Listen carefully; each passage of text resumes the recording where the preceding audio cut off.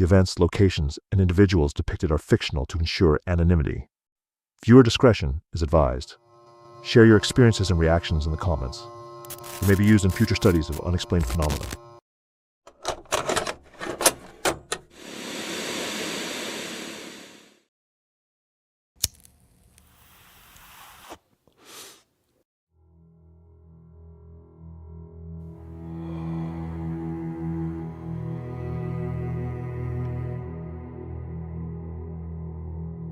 I remember the way her hair stuck to her face, damp from the mist, her knees drawn to her chest like she'd been sitting there for hours.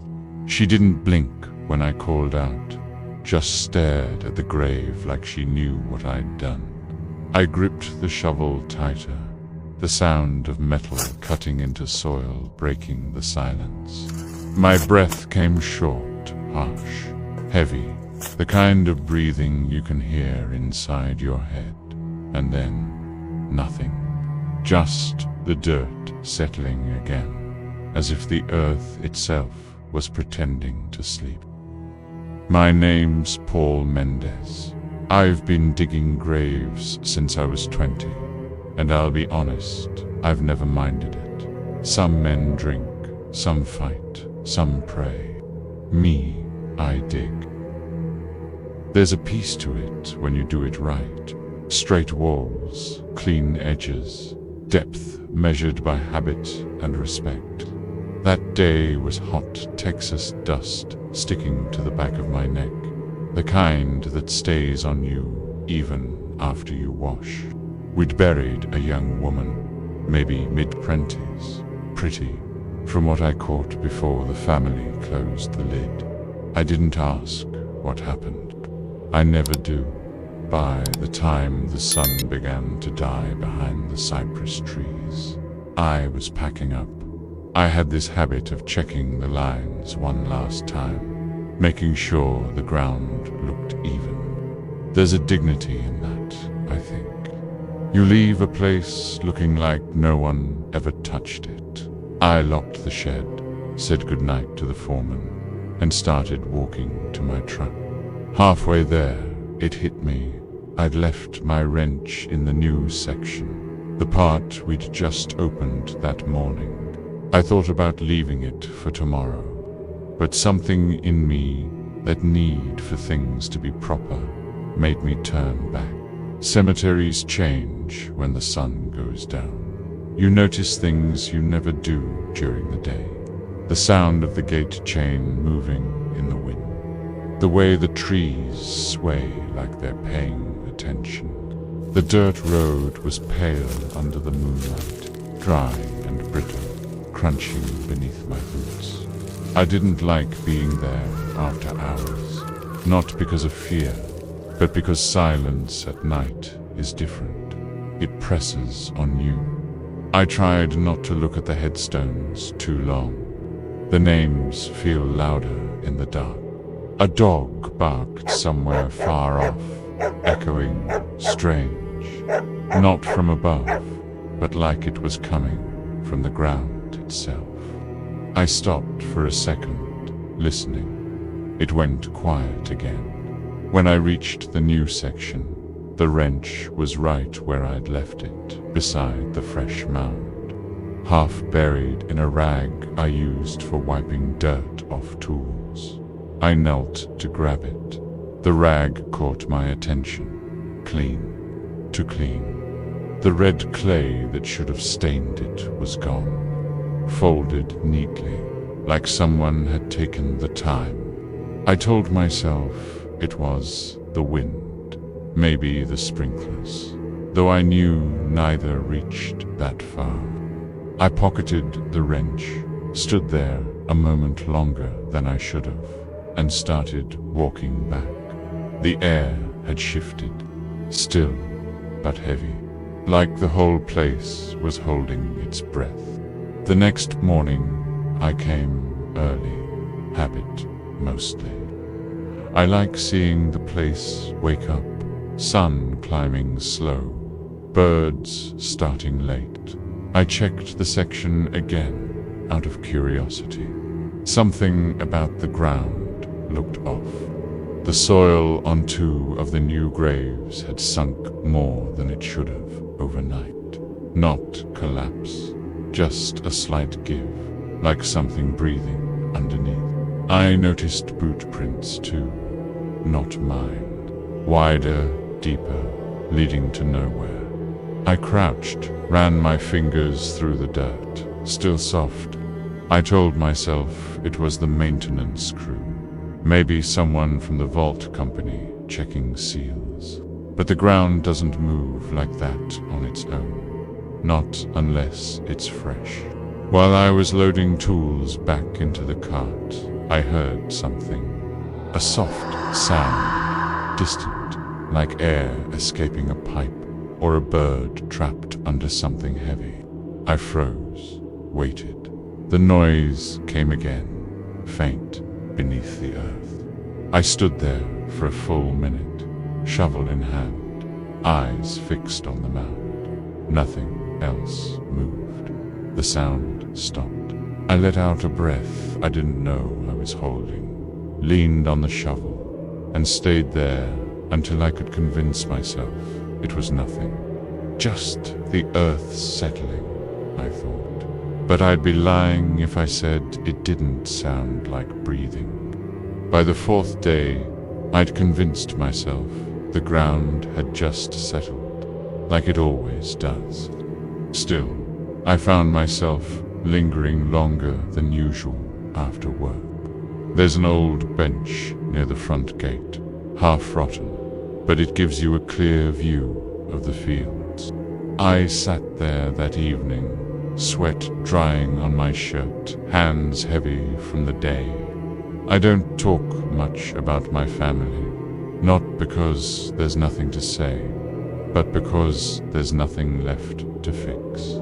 My wife left years ago, said the smell of soil clung to me even at breakfast. My boy stopped calling after that, so the graveyard became easier than the house. The silence here felt honest. I was sitting there rubbing the callus on my palm when I noticed something moving out by the new section. Far off, just a shadow at first, cutting across the headstones. I thought maybe it was the night guard or a stray dog. I didn't stand up, just watched. The wind picked up, but it didn't blow straight. It circled, like it was wrapping around something. I could hear the tall grass hiss. Then it went still again. Whatever I'd seen was gone. I told myself I imagined it. Maybe I wanted to. Next evening, I went back to the same bench. Habit, I guess. The air was cooler, softer. The moon hung low, wide and yellow. I thought about going home, but the quiet held me there.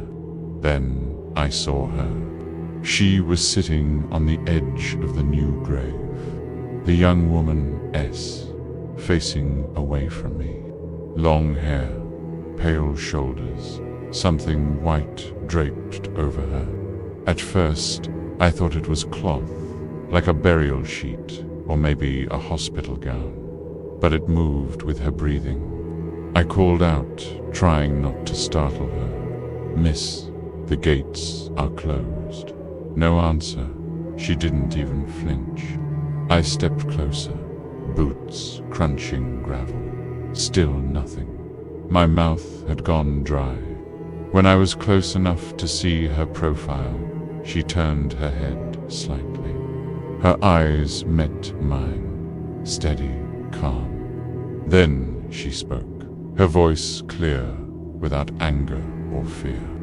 It didn't need to be that deep, just that. Simple words, said like she was reminding me of something I should have known. My chest tightened. I blinked once, maybe twice, and when I looked again, she was gone. The grave was still. The grass hadn't bent.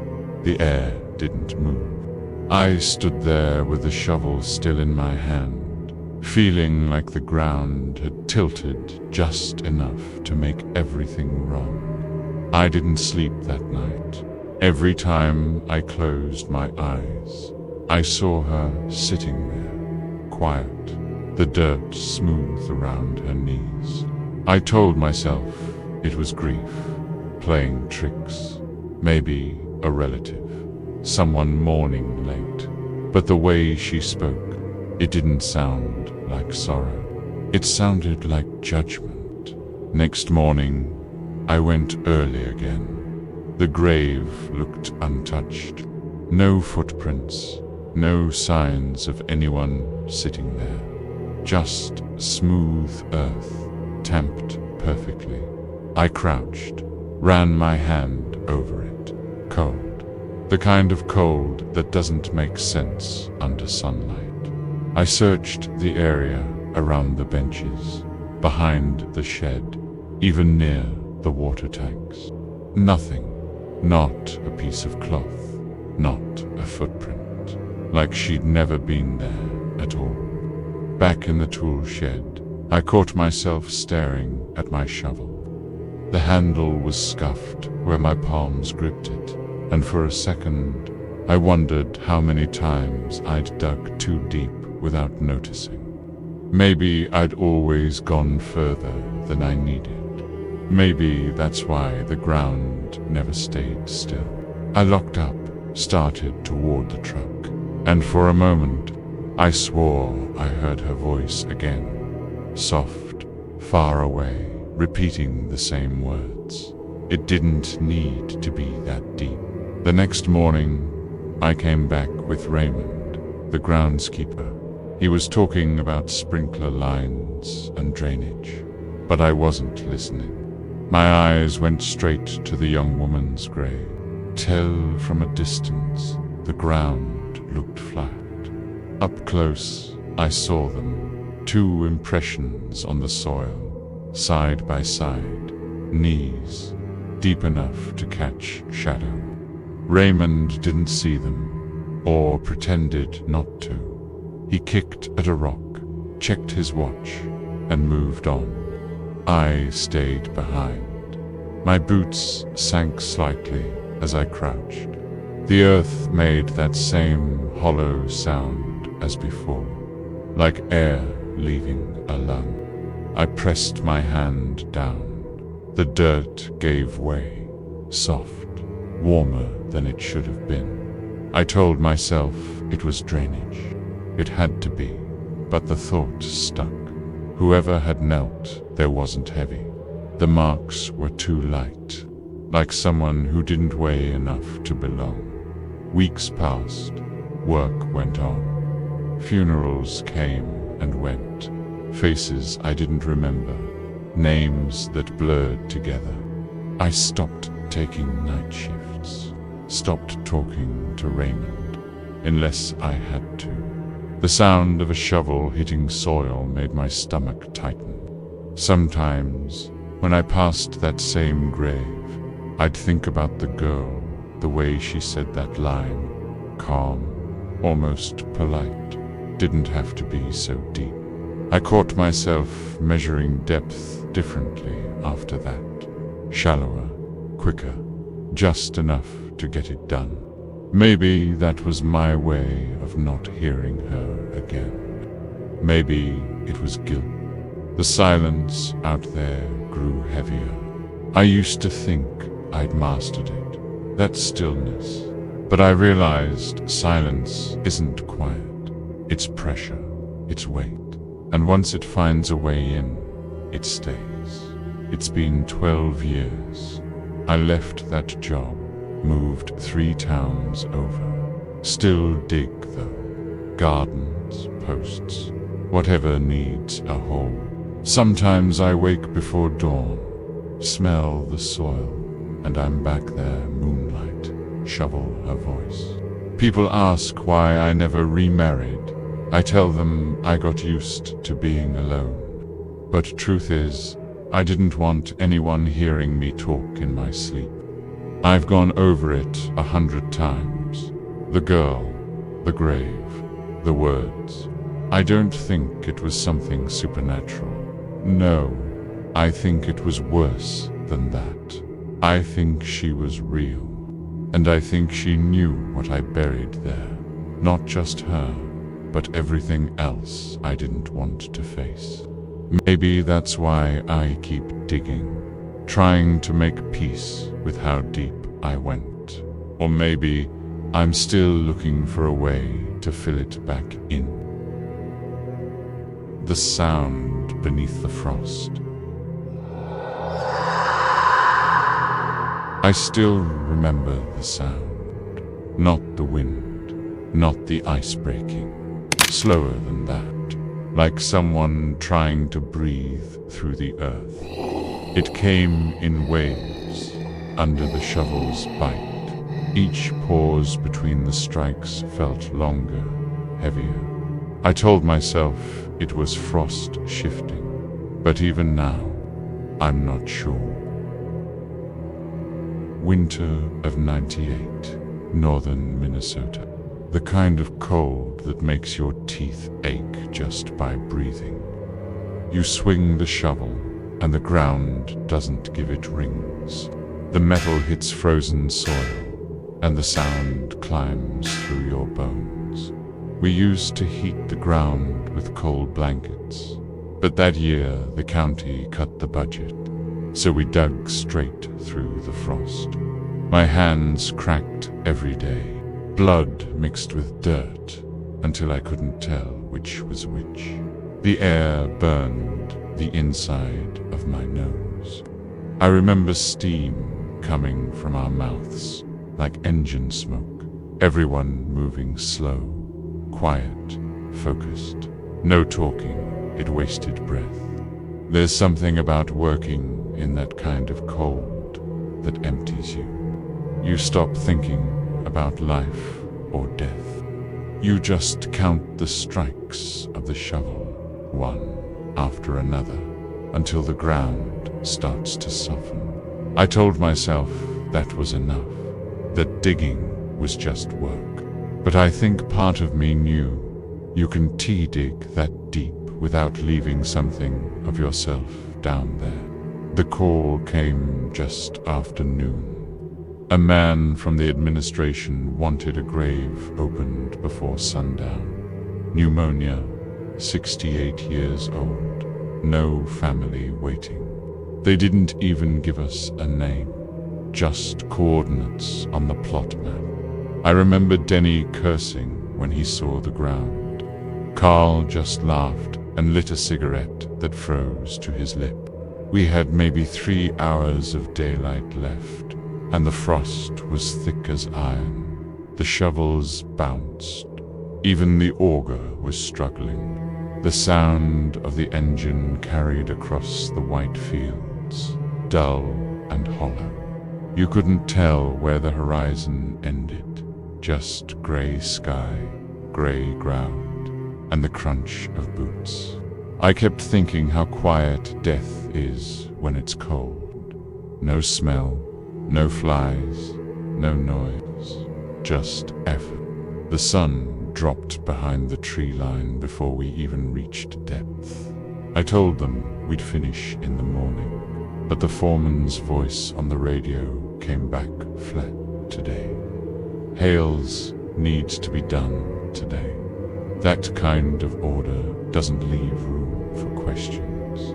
We kept digging. By the time night came, the ground was glassed. The motor of the auger kept choking, coughing black smoke into the coal. Every time it hit a rock, sparks jumped in the dark, tiny, brief, like fireflies trapped in ice. Denny said it felt wrong, said the ground was breathing. I told him it was the frost shifting under pressure, nothing more. But I'd noticed it too, a rhythm beneath the metal, faint, like something adjusting itself. When we stopped to rest, it kept going for a moment, then faded. Carl laughed it off. Ground's alive, boys. he said, just saying goodnight. I wanted to believe that kind of joke helped, but it didn't. The cold gets in your ears until every noise feels closer than it should. When we packed up, I stayed a minute longer, listened. No sound, only the wind dragging itself over the open plots.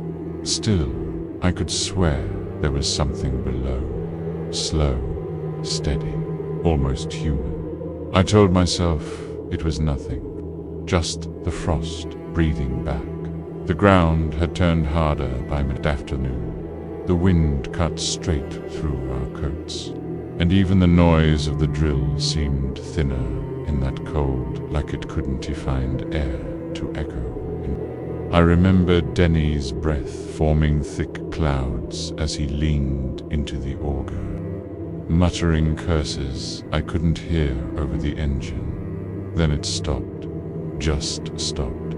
No warning, no stall. The handle jerked once and went dead.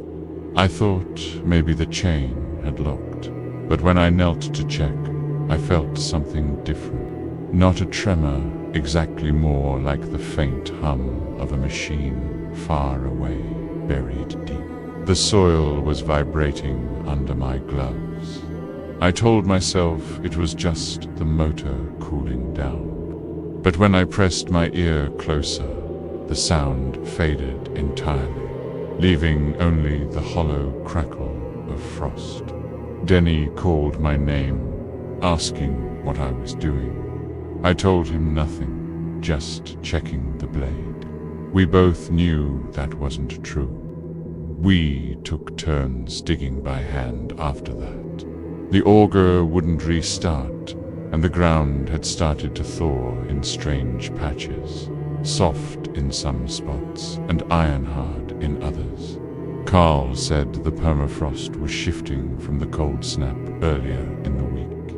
He was probably right. Still, there was that sound coming and going, faint as a sigh underfoot. Denny dropped his spade when he heard it again. I'll never forget his eyes. He wasn't the kind of man to scare easy.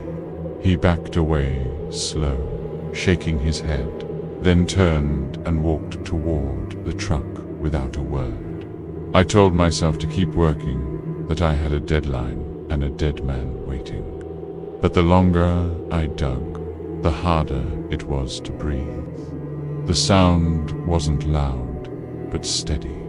Inhale, pause, exhale. It matched the rhythm of my own breath until I couldn't tell which was mine anymore. I told myself it was gas, trapped under the frost. I even said it out loud, hoping the words would make it true. They didn't. By morning, the supervisor came down to see why the grave wasn't ready. The sky was gray, like the light itself had frozen. We started digging again, careful, the way you do when something feels wrong, but you can't explain why. The shovel hit what about 2 feet deeper than it should. Old wood, soft as wet paper. The smell rose up sweet, almost syrupy and wrong. I scraped around the edges and found a corner, rounded, warped with age. It wasn't the coffin we were meant to bury. This one had been here long before. The supervisor squatted beside me, frowning, said it might be part of an older plot.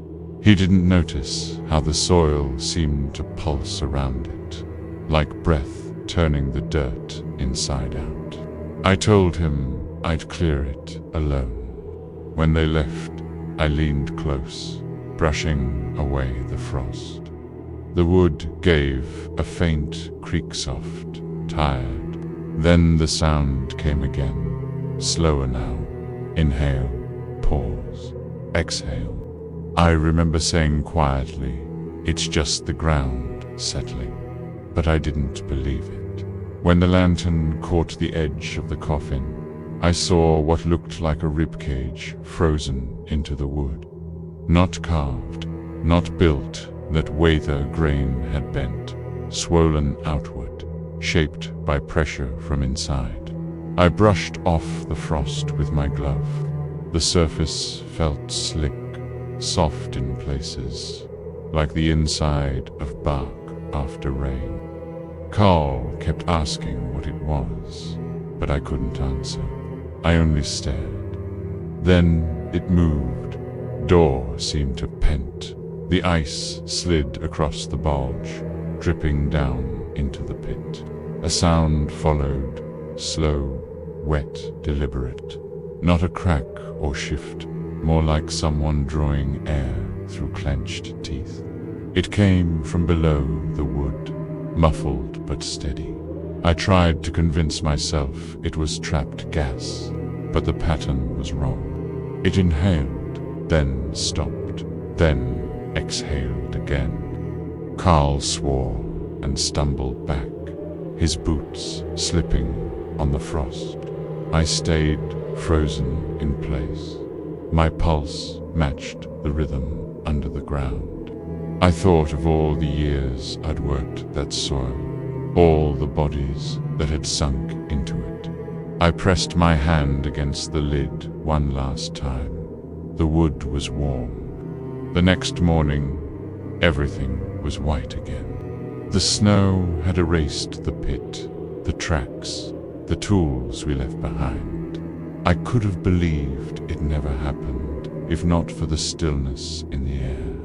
It was the kind of silence that holds its breath. I went back before sunrise. The light was blue, the kind that makes everything look distant and dead.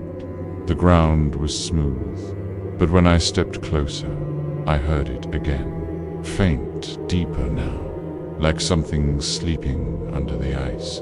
It rose and fell, each pulse separated by long stretches of silence. The sound didn't travel through the air, it came through my boots, through the soles, through bones. I stood there for minutes, maybe longer. When the wind picked up, the sound vanished. Only the crunch of snow remained. I told myself it was nothing. The frost shifts, ice expands, wood breathes when the temperature changes. That's all it was.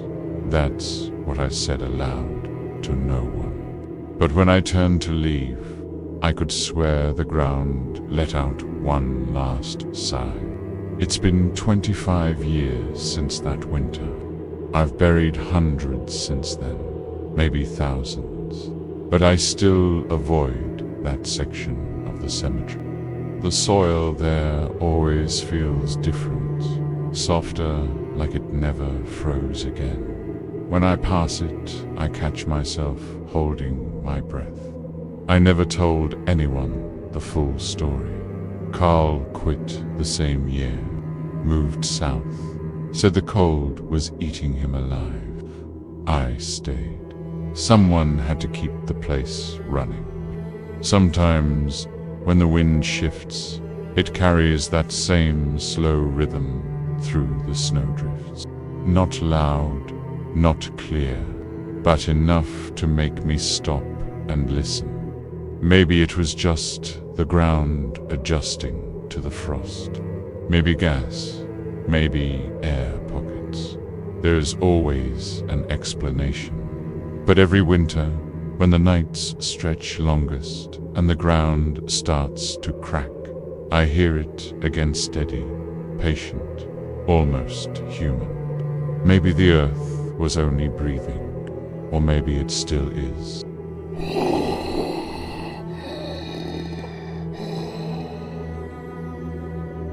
What we left in the hole. Every gravedigger has one memory that won't let him sleep. Mine is the day we buried the wrong coffin and left something down there. Not a body, not exactly, just something that never stopped breathing inside me. It was the kind of heat that makes your shirt stick to your back before sunrise. Virginia summers have that weight you can taste the dirt before you touch it. I'd been doing this job 32 years by then, and I knew the rhythm by heart. Lower level, cover, move on. The tractors never stopped, and the earth was soft from storms. Too many burials that week. Too many names I didn't remember. You start to lose count. Graves become numbers. Numbers become holes. We were short-handed. The town was flooded with work after that accident on the highway. They sent in young men from the city, green hands, clumsy with shovels and ropes. By noon, I was soaked through. The smell of clay and diesel hung in the air. We had 3 funerals back to back, each one pressed against the next. The foreman barked orders like it was a factory line. It didn't feel like grief anymore, just production. In the end, that's what gets you. The speed. You stop looking at faces. You stop reading the plates. You just dig. I remember thinking, almost out loud, in this job, it's the rush that buries people wrong. 3 hearses lined up that afternoon, each one late, each driver impatient. The heat had baked the ground into a crust. I remember watching the first coffin roll off, the truck wrong name painted across the lid, sloppy and wet. The letters bled in the sun. I told the foreman we should stop, double-check everything. He wiped his forehead, squinted, and said, "No time for mistakes, John. Just plant them." That's what he called it, planting. Like seed. He walked off, leaving me and the boys to sort the rest. Travis was one of them, a quiet kid with pale hands. He looked at the mix of nameplates, unsure which went where. I told him, "It's fine, they'll fix it later." But my stomach turned as I said it. We worked fast, the kind of fast that doesn't let you breathe. You stop caring if it's right, as long as it's done. The wrong names, the wrong graves, and somewhere in between, the first sound of rot under the August sun. By the time we got to the last hole, the sun was sliding behind the oaks. The heat eased, but the air felt heavier. None of us said a word. The foreman stood by the truck, smoking. He didn't even look up when we started lowering the coffin. The ropes creaked. The lid made this long, dry groan as it tilted. Something cracked. A splinter of wood fell and hit the dirt. Travis froze, holding the line halfway. I remember his face white as chalk, eyes locked on the gap between lid and box. "What's wrong?" I asked. He didn't answer, just stared. The wind stopped. Even the birds went quiet. Finally, the foreman yelled, "Keep it moving." Travis swallowed hard and nodded, like he'd just woken up. We finished lowering it, slow and careful. The sound when it hit bottom, it wasn't right, hollow, like it landed on air instead of earth. I told myself it was nothing, just wood, just space. But the way Travis looked at me before we covered E.T.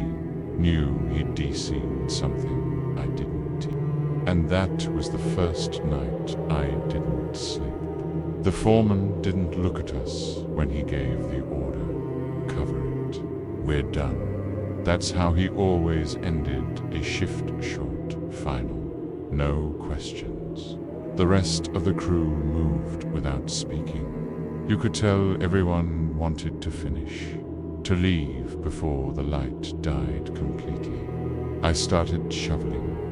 The dirt hit the coffin with a dull thud that didn't sound right. Hollow, uneven, like something inside had shifted. Every load of soil made the sound echo in my ribs. I kept telling myself it was nothing air. Pockets would swelling, but the rhythm of it stayed wrong. By the time we packed up, the field was all shadow. The foreman lit a cigarette, muttered something about long days and short pay, then climbed into his truck. The others followed. I was last to leave. As I turned back, a gust of wind lifted the tarp we'd used to cover the pile of filled dirt. The corner flipped, and there it was, the tag, half buried, showing a name that didn't match the grave marker. I froze. For a second, I almost walked back to fix it. Then I heard the foreman's engine start, and I just didn't. I let the tarp fall again. I told myself it didn't matter, but I knew better. Travis didn't show up the next morning. I waited until noon before asking around. The foreman said he'd called in sick. Later, I found out he hadn't called at all. No one seemed surprised, or maybe they just didn't care. We worked the rest of the day in silence. The ground felt heavier than usual. The heat pressed down, same as before, but colder somehow. When I looked at the fresh mounds from yesterday, I could almost hear that hollow sound again, faint under the soil. That night, I dreamed I was back at the hole. The lid was cracked open, and the earth pulsed like breath-slow deep. I woke up drenched, my chest tight. I knew it was just guilt, but it didn't fade when the sun came up. 2 more days passed. No word from Travis. His gloves were still in the shed, folded on the bench. I remember touching them, still damp from sweat, as if he'd just left. The foreman told me to drop it, said the kid was probably off drinking, or worse. But the way he said it too quick, too sharp, I knew he wanted it forgotten. It was a Friday when the call came. 2 weeks had passed since that day at the grave. The sheriff's voice was dry, almost rehearsed. You knew a Travis call. I said yes. He was found this morning. Motorcycle crash. Route 9. Broke his neck instantly. I didn't speak for a while. I just stared at the wall, the receiver slick in my hand. The sheriff kept talking Dale's times, road conditions, but I didn't hear most of it. That night I went to the viewing. Same funeral home, same supervisor. The man avoided my eyes. The room smelled of lilies and formaldehyde. I stood over the coffin, looking down at what used to be Travis. His face looked calm, too calm, as if he hadn't hit the ground at all. The foreman came up behind me, his voice low. They need someone to dig the plot tomorrow. Pew up for it. I nodded before I realized what he was asking. My hands were shaking. When I went home, I sat on the porch for hours, listening to the cicadas scream in the dark. I kept thinking about the sound that coffin made when it touched the ground. It was the same kind of hollow. I stepped onto the old cemetery ground again, the sun low, casting long shadows over the uneven plots. Every movement felt familiar. Every scrape of my boots on the dirt reminded me of that August day. My hands gripped the shovel tighter than I thought possible. The same plot, the same type of coffin. I could almost hear the sweat and dust clinging to the air, as if the past had returned in a tangible fog. When I lowered the coffin into the earth, I felt it pause at the lip of the grave, the wooden lid scraping against the side with that same sharp, hollow snap. My knees trembled, a cold weight settling in my stomach. No one else seemed to notice.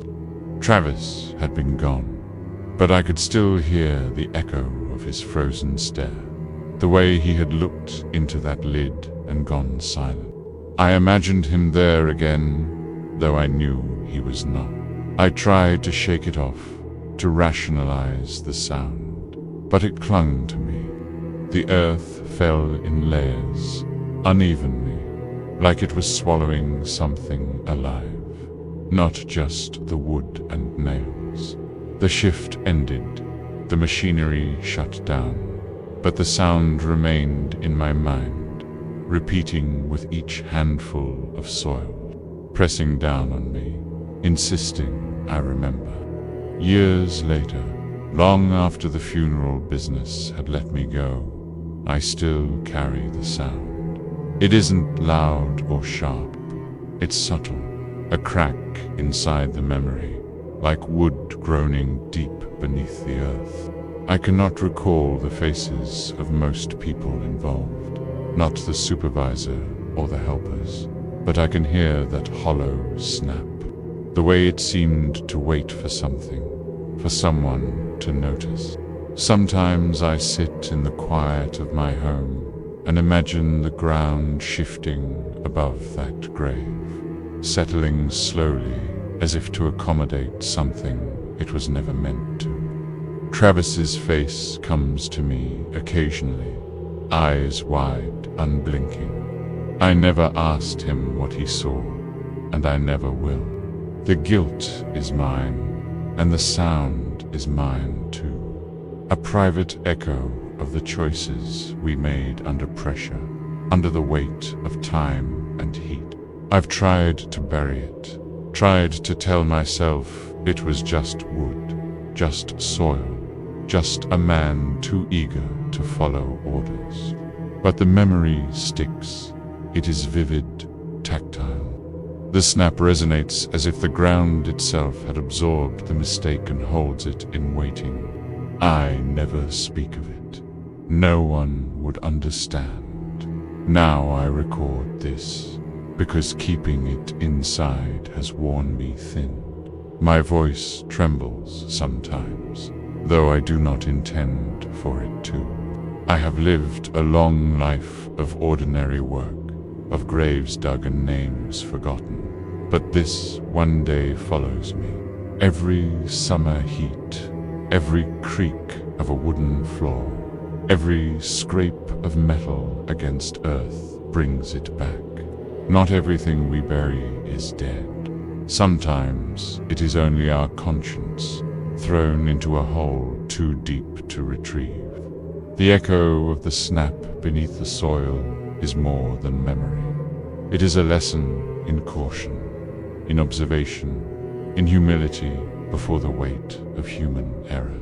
I wonder if anyone else remembers, if anyone else hears it, or if it is mine alone. Even now, the sound visits me in dreams. A hollow snap, a subtle shift, a quiet insistence that we left something undone. I try to close my eyes without hearing it, but the mind is a graveyard of its own. I end this confession with the honesty I can still summon. The noise persists, and when I sleep, I hear it again, waiting, patient, unyielding.